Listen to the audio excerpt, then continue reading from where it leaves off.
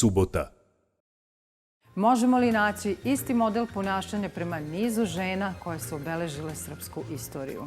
Tako bliska istorija za koju mislim da će nam trebati jedna fina distanca da možemo sasvim objektivno da uđemo i da posmatramo kao jedan slučaj koji možemo da analiziramo. Nekako mi smo civilizacijski prihvatili kod da je lakše da verujemo mitovima nego istoriji ili da je prosto istoriju mitologizujemo. Mi beležimo višak stereotipa i višak pseudonauke, a manjak istinskog znanja utemeljenog na činjenicama.